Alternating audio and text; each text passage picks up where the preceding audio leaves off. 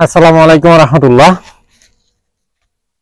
কৃষিতে কৃষিতে সুখচর ইউটিউব চ্যানেলে আপনাদের সকলকে স্বাগত জানিয়ে শুরু করছে আজকের ভিডিও। এখন বর্তমানে যারাই গরু ছাগল পালন করতে চাইবে তাদেরকে অবশ্যই বাণিজ্যিকভাবে ঘাস চাষ করতেই হবে। তার কারণ একটা সময় ছিল যখন আমরা চাইলেই ফ্রি সোর্সের প্রচুর ঘাস সংগ্রহ করতে পারতাম গরু ছাগলের জন্য, কিন্তু এখন আর কিন্তু সেই সময়টা নাই। এখন চাইলে আপনি ফ্রি সোর্সের ঘাসগুলো সহজেই সংগ্রহ করতে পারবেন না। এখন বাণিজ্যিকভাবে ঘাস চাষ করতেই হবে।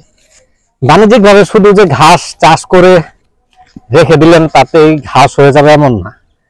এই চাষ করার পর এখানে বিভিন্ন পরিচর্যা খুবই গুরুত্বপূর্ণ ঘাসগুলোর গ্রোথ ঠিক রাখার জন্য। যেমন অনেকেই আমাকে বলেন যে ভাই আপনার ঘাসগুলো এত সুন্দর বড় হয়, আমার ঘাস তো বড় হয় না, আপনি কোন জাতের ঘাস চাষ করছেন? এই ধরনের অনেকেই অনেক কথা বলেন। তো সেই প্রেক্ষিতে আসলে আজকের ভিডিওটা করা। আমি যে ঘাসগুলো চাষ করছি এই ঘাসটা একদম অরিজিনাল যে নেপিয়ার ঘাসটা আছে সেই ঘাস, এটা হাইব্রিড কোনো ঘাস না। এই একটা কথা বলে রাখি, এই নেপিয়ার থেকে আরো অনেকগুলো জাত তৈরি করা হয়েছে। সাধারণ যে নেপিয়ার এই ঘাস থেকে আরো অনেকগুলো জাত তৈরি করা হয়েছে, যেমন পাকচং, তারপর গুয়াতিমালা, এখানেও কিন্তু এই নেপিয়ারের জিন থেকে ওই জাতটা তৈরি করা হয়েছে। তো এটা হলো একদম অরিজিনাল নেপিয়ার ঘাস। এইটা অনেকেই চাষ করে তারা নাকি ফলন ওইভাবে পায় না, ভালো ফলন পায় না। ভালো ফলন পাওয়ার জন্য অবশ্যই চাষ করার পর সেখানে পরিচর্যাটা খুবই ভালোভাবে নিতে হবে। তো পরিচর্যার মধ্যে প্রথম যে পরিচর্যাটা সেটা হলো ঘাস কাটার সময় আপনাকে লক্ষ্য রাখতে হবে। এক একটা সিজনে এক এক ভাবে ঘাস কাটতে হবে। আপনি গরমের সময় যদি বর্ষাকালের কাটিং দেন, আবার বর্ষাকালে যদি গরমের কাটিং দেন, তাহলে কিন্তু সমস্যা। গরমের সময় তখন একভাবে ঘাস কাটতে হবে, শীতের সময় তখন একভাবে ঘাস কাটতে হবে, আবার বৃষ্টির সময় তখন কিন্তু আরেকভাবে ঘাস কাটতে হবে। এই যে এখন শীতকাল চলতেছে, এখন কিন্তু ঘাসের গ্রোথ খুবই কম এবং ঘাস মারা যাওয়ার সম্ভাবনা খুবই কম। তো যার কারণে আপনি চাইলে এই যে আমরা যে ঘাসটা কাটছি এটা আরো যদি একটু নিচে কাটতাম তাহলেও কোনো প্রবলেম হতো না। কিন্তু এই কাটটা এই যে এখন যেভাবে ঘাসটা কাটছি, এটা যদি আমি শীতের দিনে না কেটে যদি এটা আমরা বর্ষাকালের সময় এইভাবে কাটতাম তাহলে প্রত্যেকটা ঘাসই প্রায় মারা যেত, এগুলো থেকে কিন্তু আর কুড়ি দিত না। কারণ বৃষ্টির পানি পাওয়ার কারণে এই গাছের গুঁড়াটা আপনার গরম হয়ে যেত, একটু ভাপ ধরে গুঁড়া নষ্ট হয়ে যেত। তো এক এক টাইমে এক এক ভাবে ঘাস কাটতে হবে। আর আরেকটা বিষয় যেটা, প্রত্যেকবার ঘাস কাটার পর অবশ্যই ঘাসের ক্ষেত এই যে এইভাবে নিড়ানি দিতে হবে। দেখেন এই যে আগাছাগুলো যা আছে, আপনি যদি এখন সরাসরি সার দেন, তারপর আরো যে বিভিন্ন উপাদান আছে পুষ্টি উপাদানগুলো, এগুলো যদি এই ঘাসের ক্ষেতের মধ্যে আপনি দেন তাহলে বেশিরভাগই সংগ্রহ করে নেবে এই যে আগাছাগুলো। এই আগাছাগুলোর কিন্তু এই আপনার নেপিয়ার ঘাসের চেয়ে যে আপনি সার তারপর বিভিন্ন ভিটামিন এগুলো দিবেন, এগুলো সংগ্রহ করার ক্ষমতাটা এদের বেশি। তো যার কারণে আপনারা যদি বিভিন্ন সার দেন তখন এই সারটা আপনার নেপিয়ার ঘাস না ধরে এই সাধারণ যে আগাছাগুলো আছে এগুলোই সংগ্রহ করে নেয়। এটা অনেকটা এরকম, আপনার গরু পালতেছেন, গরুকে ঠিক মতো আপনি কৃমিনাশক খাওয়ান না, আপনি যতই ভালো ভালো খাবার গরুটাকে খাওয়ান না কেন সেই গরুটার কিন্তু শরীর ভালোভাবে ধরবে না। ওই আপনার যে খাবারটা খাওয়ান এটা গরুর শরীরে অবজর্ব করতে পারে না, সবগুলো কৃমিতেই খেয়ে ফেলে। তো এরকম আপনার জমিতে যদি এরকম আগাছাগুলো থাকে, সেই আগাছাগুলো আপনার সার দেওয়া ওই সারগুলো আগাছায় খেয়ে ফেলবে, এই ঘাসগুলো ওইভাবে ধরতে পারবে না। এই জন্য অবশ্যই আগে ঘাস কাটার পর প্রথমে আগে নিড়ানি দিতে হবে, নিড়ানি ছাড়া সার দেওয়া যাবে না। আর একটা বিষয় অবশ্যই মাথায় রাখতে হবে, আপনার জমিটা যেন সবসময় রস থাকে।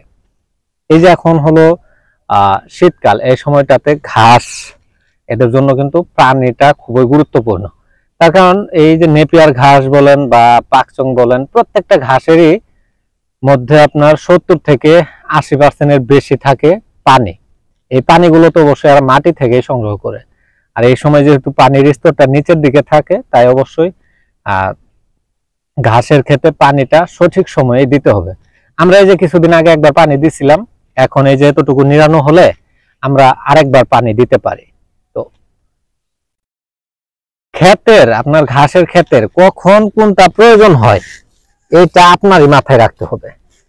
আবার এই শীতের দিনে পানি বেশি দেওয়া লাগবে, এই জন্য যদি আপনি ভাবেন যে পানি একদম বেশি করে দিব, বেশি করে দিয়ে রাখবো, তাহলেও কিন্তু সমস্যা। আমরা যদি পানি বেশি দিই তাহলে আমাদের কোনো সমস্যা হয় না। তার কারণ কি?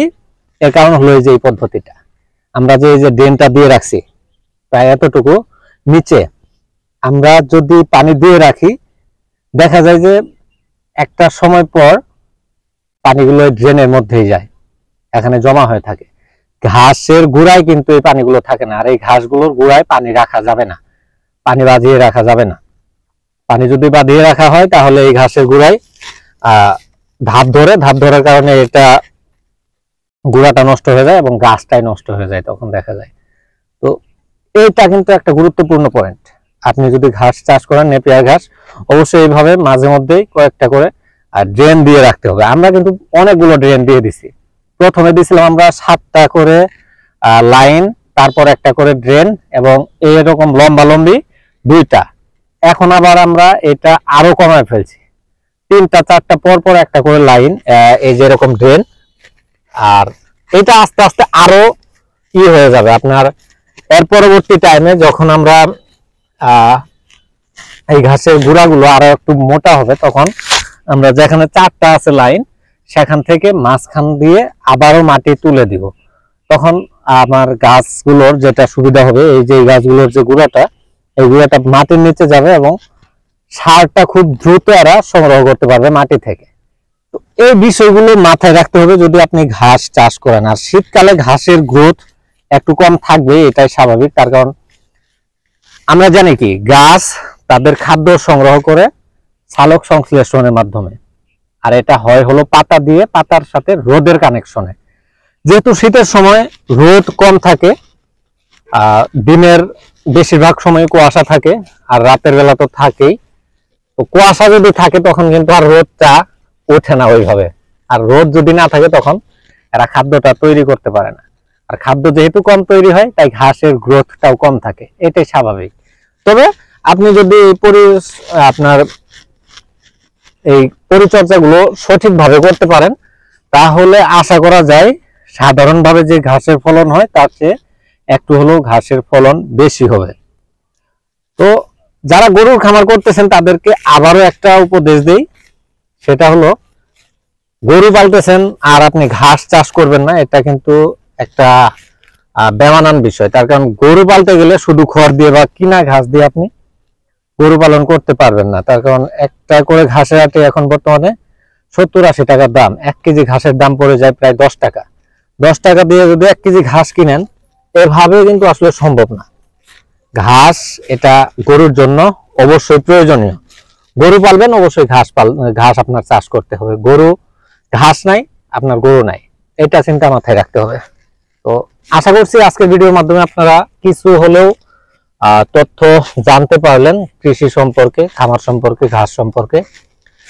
এরকম আমরা পরবর্তীতে আরো অনেক গুরুত্বপূর্ণ ভিডিও আপনাদের সামনে আনবো ইনশাআল্লাহ।